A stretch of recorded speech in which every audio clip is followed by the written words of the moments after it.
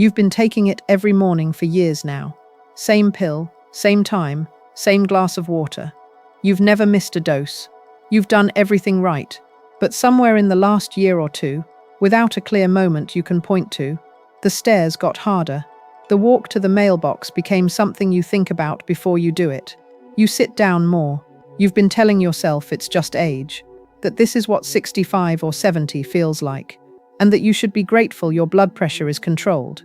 Today I want to walk you through 5 specific things that beta blockers do in the body of someone over 60 that most people are never told. We count from 5 down to 1, and number 1 is the effect that genuinely keeps me up at night as a physician. Stay with me through all 5. Let me describe something, and I want you to tell yourself honestly whether any of it sounds familiar. There was a version of you that moved differently. Maybe 4 years ago, maybe 6.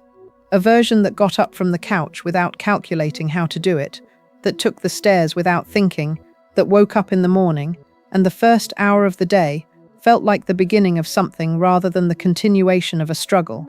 That version of you walked the dog without stopping, carried groceries from the car in one trip, felt tired at the end of a busy day in the good way, the way that means you earned it, not tired from the minute you opened your eyes.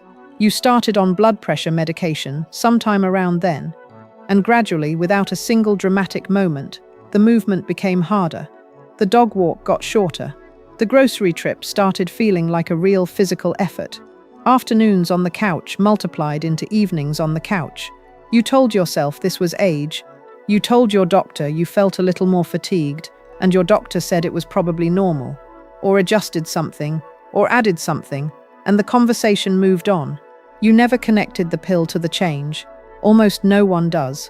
And the reason almost no one does is that the change happens so gradually, so seamlessly blended into the genuine aging process that surrounds it, that there is no obvious moment to say this started when. There is only the slow drift from a body that moved freely to one that hesitates. That drift is not invisible, but it is easy to explain away.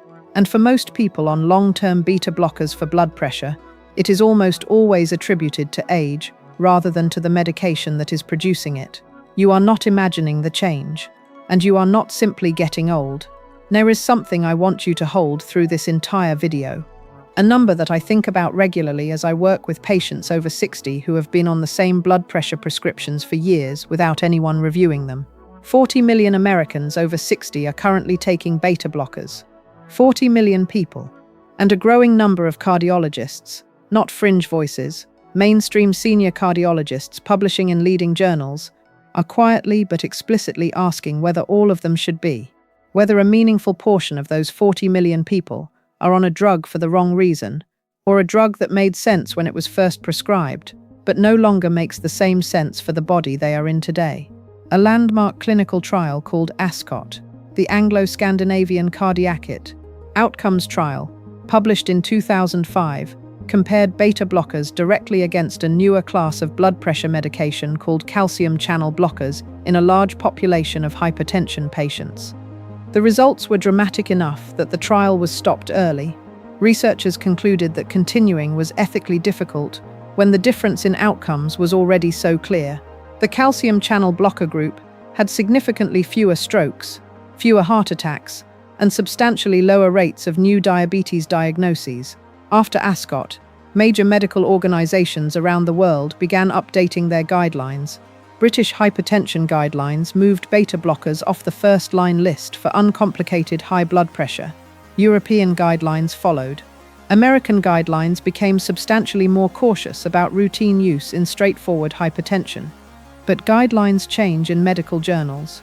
They do not automatically change what is already written on your prescription. That renewal just gets processed. The prescription gets auto-renewed in the system. Nobody stops to ask whether it is still the right medication for this particular person, at this particular stage of life. The question I want you to hold is this. If the evidence changed, if the research moved in a clear direction that shifted clinical guidelines at the highest levels, why are you still taking a medication that may no longer represent the best available option for you? The answer to that question is the most practical and actionable thing in this video, and it is coming. My name is Dr. Jane. I have spent more than 30 years in cardiovascular medicine and cardiology, and if I could identify the single most consistent gap between what the evidence says and what patients experience in their daily lives, it would be this. The medications people were started on years ago, in a different body, under different guidelines, with different evidence, often never get reassessed. Not because their physicians are careless, because modern healthcare systems are not designed for reassessment. They are designed for acute response and chronic management. A renewal is not a review. A refill is not a re-evaluation. And for patients who take their medication faithfully every morning, who report feeling a little tired and are told that's normal, the system has no particular incentive to stop and ask the harder question. That harder question belongs to you, and it begins with understanding exactly what beta blockers are doing in the body of someone over 60. Not the theoretical mechanism that made them appealing in the 1970s, but the 5 specific real-world effects that accumulate when you take them long-term in an aging cardiovascular system. By the time this video ends, you will understand those 5 effects with precision. You will understand which patients genuinely need to stay on beta blockers and why. And this is not a video that argues against all beta blockers, because in the right patient, they are genuinely life-saving.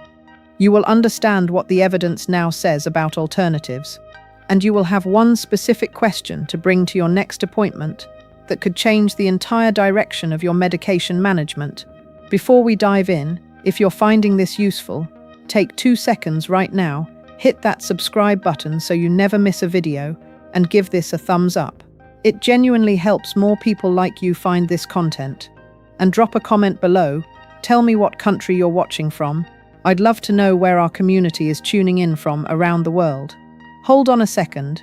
Before we go any further, I've put something together for you. It's called the Glucose Paradox. It's a free guide on blood sugar and diabetes, and you can grab it for free through the link in the description. I'm telling you this now because I want you to finish this video with a concrete tool in your hands. To get it right away, just click the link in the description, head over to my site, and drop your email. You'll receive the guide in your inbox a few minutes later, but I don't want to take up any more of your time. Let's get back to the video. Before I give you effect number 5, I want to tell you about Gerald. Gerald was 69 years old, a retired high school principal from Louisville, Kentucky. He was the kind of man who had been physically active his entire adult life, not an athlete, but someone who walked every day, who mowed his own lawn, who thought of moderate physical activity as simply what you did to stay functional and maintain your dignity as you got older. He had been on a Atenol for blood pressure for 7 years. When he came to see me, he wasn't in crisis.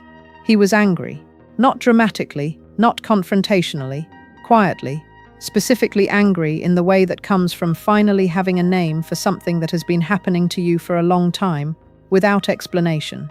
He had, he said, spent 3 years assuming he was simply aging faster than he had hoped. He had stopped walking, not decided to stop. The walks just became shorter and shorter until they stopped. His lawn got smaller. He hired someone to mow the back half. He stopped going to the evening sessions at his fitness center, because the exercise that used to leave him feeling alive left him feeling wiped out and vaguely unwell. I thought I was failing at aging, he said. I was following all the rules and still feeling worse every year. He had mentioned the fatigue to his physician twice. Both times it was attributed to age. His blood pressure was controlled. His labs were fine. The atenolol continued. When I explained what atenolol does to cardiac output during physical exertion, and I am going to explain it to you in detail shortly. He sat across from me with the particular stillness of someone assembling a picture that has been confusing them for years. Then he said, "So the medication that was supposed to protect my heart was the reason I stopped protecting my heart." That sentence is the most concise summary of the problem I have ever heard from a patient. We will come back to Gerald. Now let me explain the biology.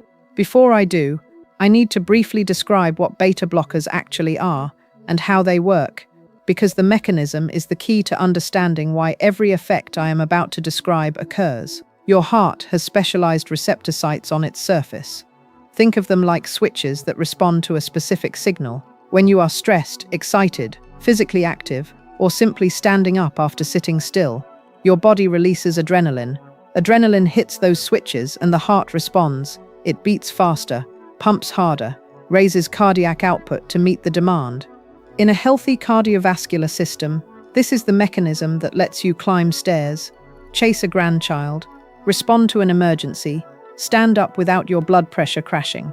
Beta blockers block those switches. That is their mechanism. The heart cannot respond fully to adrenaline. It beats more slowly. It pumps with less force. Blood pressure comes down.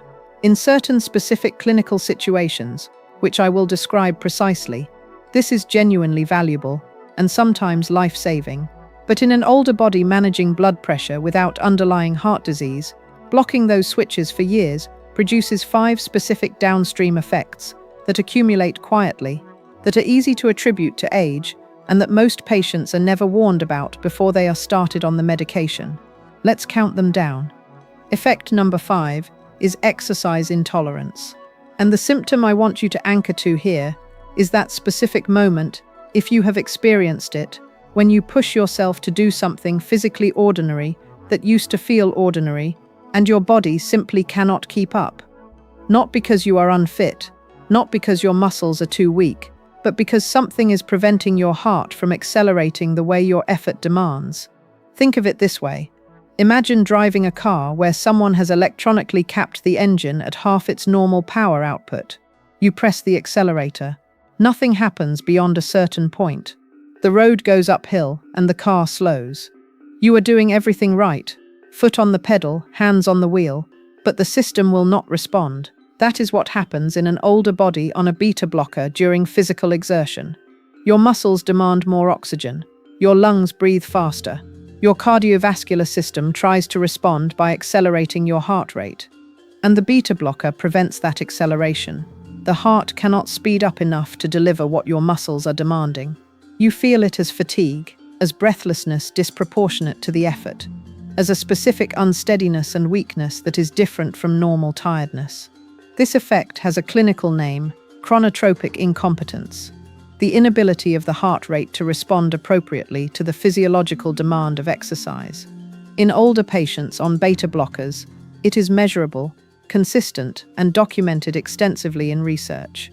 It is also almost universally interpreted by patients as simply getting old. The downstream consequence of this is one of the most significant and underappreciated mechanisms by which the medication can ultimately harm the patient it is meant to protect. When physical activity becomes uncomfortable and unrewarding, people stop doing it. Gradually, without a decision, the walks shorten, the fitness center visits fade, the physical engagement with the world contracts, and reduced physical activity is, by an overwhelming body of evidence, one of the most powerful accelerators of cardiovascular decline, cognitive decline, muscle loss, and metabolic dysfunction in adults over 60. The medication meant to protect your heart may be setting off a chain reaction that ultimately harms it. That is effect number 5. Effect number 4 is metabolic disruption, and specifically, a documented, measurable increase in the risk of developing type 2 diabetes.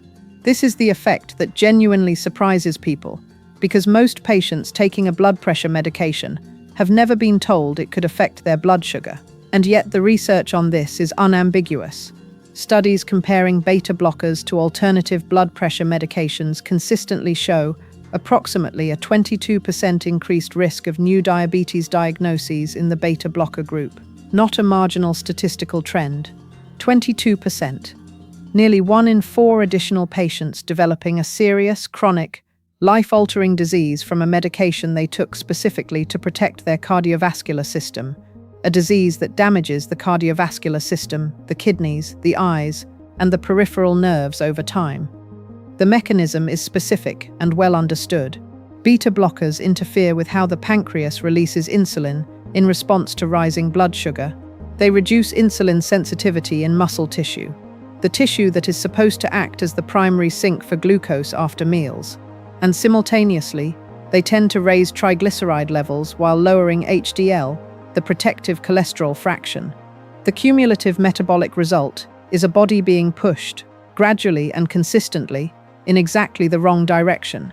If you have been told your fasting glucose is trending upward, if your doctor has mentioned the words pre-diabetes, or noted that your A1C has been creeping higher year by year, if you are borderline and moving in the wrong direction, and you are on a beta blocker, the medication in your pill organizer every morning may be a meaningful contributor to that trajectory, one that nobody has connected to the numbers on your lab report. That is effect number 4. Now we are at the exact midpoint of this countdown, and I want to bring back the question I asked you to hold. 40 million Americans over 60 are on beta blockers. The evidence shifted, clearly enough that guidelines changed at the highest levels globally, and yet millions of people are still taking the same prescription they were given years ago without anyone reviewing whether it still makes sense. Here is the second question I want you to hold for the second half of this video. If you are one of the people for whom beta blockers genuinely are not the best option, what are you on instead? And what is the specific, evidence-based conversation that you can bring to your physician tomorrow? The answer is coming. 2 more effects first. Then after. Effect number 3 is the one most likely to lead to a visit to the emergency room, and the one most likely to go completely unreported. It is called orthostatic hypotension, a sharp temporary drop in blood pressure that occurs when you stand up, producing a brief but serious dizziness or unsteadiness that most people experience, attribute to standing up too fast, and never mention to anyone. Think about what happens physiologically when you stand up from lying down or sitting. Your blood, under the influence of gravity, momentarily pools in the lower half of your body. Your cardiovascular system detects this and responds within fractions of a second. Blood vessels constrict slightly, and most critically, heart rate increases briefly to compensate for the redistribution of blood volume. The adjustment happens so fast in a healthy system that you feel nothing. You stand up. The room does not spin. You keep moving. Beta blockers blunt the heart rate component of this compensatory response. The heart cannot speed up fast enough. For several critical seconds after you stand, your brain receives less blood than it needs. The room tilts. You grab the counter. You sit back down. You wait. It passes. And then, and this is the part that concerns me most, you get up again and go about your day without mentioning it to anyone. In adults over 65, this phenomenon is one of the most common triggers of serious falls, and falls in this age group are not minor events. Studies consistently show that up to 30% of older adults who suffer a hip fracture will die within 12 months, not from the fracture itself, but from the cascade of complications that follow: immobility, infection, blood clots, rapid deconditioning in a body that was already operating with reduced reserves. The fall that starts this cascade often begins with a moment of dizziness in the bathroom at 2 in the morning, a moment that the person experiencing it describes as "I just stood up too fast," a moment that is a predictable, documented, pharmacological side effect of the medication sitting on the nightstand. If you have experienced dizziness when standing up, if there is any version of grabbing the wall or the counter for a moment when you change positions quickly, write it down specifically, bring it to your next appointment. That moment is a clinical finding. It deserves a clinical response. That is effect number 3. Before I tell you about effects 2 and 1, I want to tell you about Margaret. Margaret was 72 years old, a retired accountant from Hartford, Connecticut. She had been on metoprolol for 8 years. Her blood pressure was well controlled. Her primary care physician was satisfied with her management. She had a very brief history of atrial fibrillation, an abnormal heart rhythm that had been successfully treated with a procedure called ablation 4 years earlier, with no recurrence since. She came to see me because she had fallen, not a serious fall. She had caught herself on the kitchen counter and was bruised but not broken, but it had frightened her, and her daughter had insisted she come in for a full review. She described the fall the way most people describe this experience. "I just stood up too fast from the table and got dizzy for a second." She had not mentioned it to her primary physician. She had 3 similar episodes in the preceding year, she said. Now that I was asking about it specifically, when I reviewed her complete medication list and her cardiac history, several things became clear. She had no active arrhythmia. Her ablation had been successful, and she had been in normal sinus rhythm for 4 years. Her fasting glucose, which had been 98 when she started metoprolol, was now 112, still technically within normal range, but moving in a direction that warranted attention. Her metoprolol was providing a specific protection against arrhythmia recurrence. That was a legitimate reason to continue it, but at a lower dose, and with careful discussion of the emerging metabolic picture, and with an explicit monitoring plan for her blood pressure response when standing, all of which required a conversation that had not happened in 8 years of routine renewals. Margaret's situation was not a failure of care in any dramatic sense.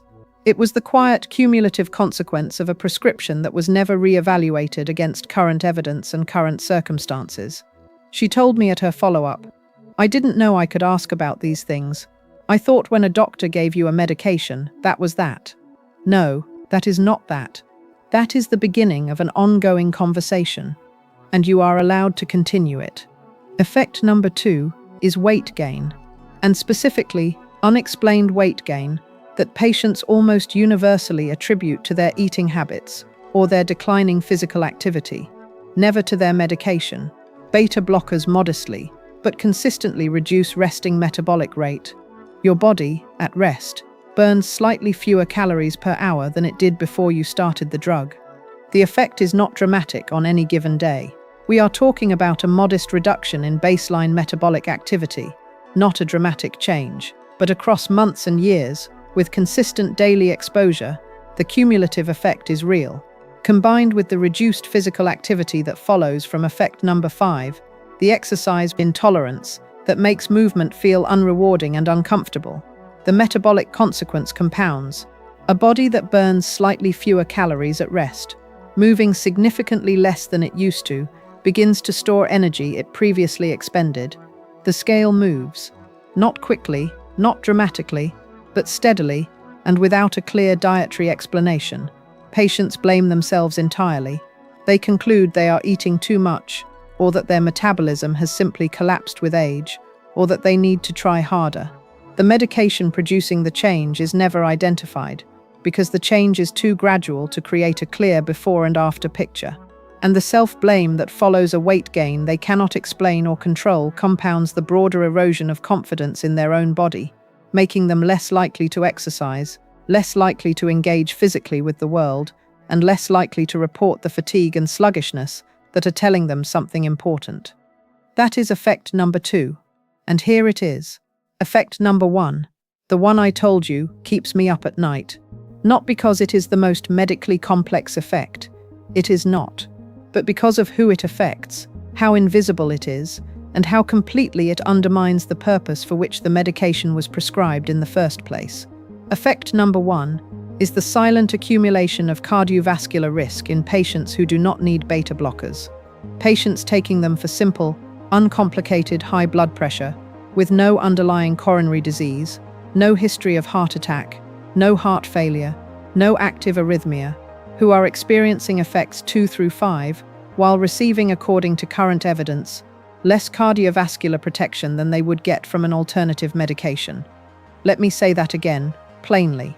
For a patient with uncomplicated hypertension, elevated blood pressure, and nothing else, the most common reason beta blockers are prescribed, the current evidence, the evidence that changed guidelines across the Western world following the ASCOT trial, suggests that calcium channel blockers and ACE inhibitors provide better protection against stroke and heart attack than beta blockers do, with fewer metabolic side effects, without the exercise intolerance, without the orthostatic dizziness risk, without the metabolic push toward diabetes. This does not mean beta blockers are wrong medications. There are patients for whom they are unambiguously the right choice. If you have coronary artery disease, narrowed arteries supplying the heart, beta blockers reduce the workload on a heart that is already working under stress, and the protection they provide is real and well documented. If you have had a heart attack, beta blockers are a cornerstone of recovery and ongoing protection, reducing the risk of a second cardiac event in the months and years that follow. If you have heart failure with reduced ejection fraction, meaning your heart is not pumping blood efficiently, certain specific beta blockers, carvedilol, metoprolol succinate, bisoprolol, actually improve survival and are not optional. If you have an active, ongoing arrhythmia that requires rate control, beta blockers serve a specific and valuable function. But if none of those apply to you, if you are on a beta blocker for blood pressure and blood pressure alone, with no documented history of the conditions I just described, then you are in the group for whom the evidence has most clearly shifted, and the conversation your physician may never have initiated is the one most worth having. That conversation is simple. It requires a single, specific, carefully worded question. Write it down. I have been on a beta blocker for blood pressure for X years. Given my current conditions and today's evidence-based guidelines, is this still the best medication for me? That question is not confrontational. It is not demanding. It is precisely the kind of engaged, informed question that any physician who is up to date with the literature will welcome. It signals that you have done your part, and it invites them to do theirs. Before I close, I need to say something with complete clarity, because the most important thing I can tell you is also the most easily misapplied. Do not stop taking your beta blocker on your own. Not tomorrow morning, not tonight, not after watching this video, not after reading anything online, including this transcript. Your body has physically adapted to this medication over months or years of continuous use. Your heart, your blood vessels, your autonomic nervous system, all of them have recalibrated around the constant presence of this drug. When you remove it suddenly, there is a documented rebound effect.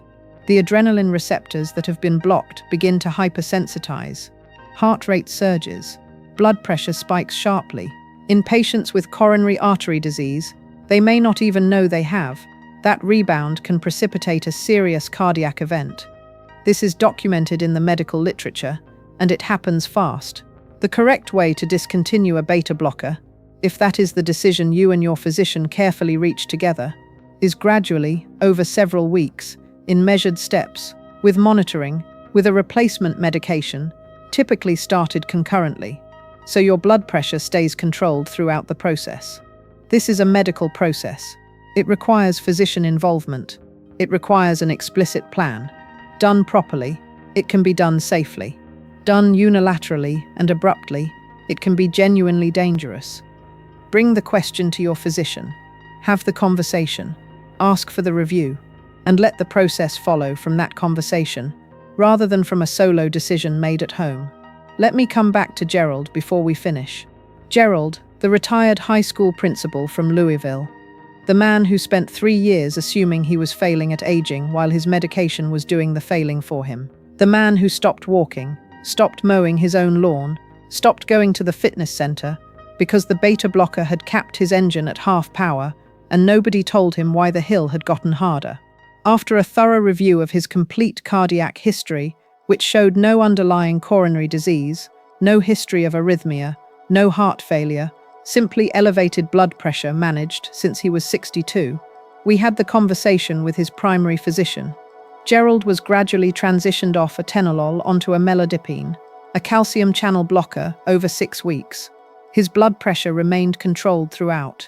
His heart rate, no longer artificially suppressed, returned to its natural resting rhythm. 3 months later, he called my office. He said, "I walked 5 miles yesterday. I haven't done that in 4 years." 5 miles, 4 years. He was not a different person.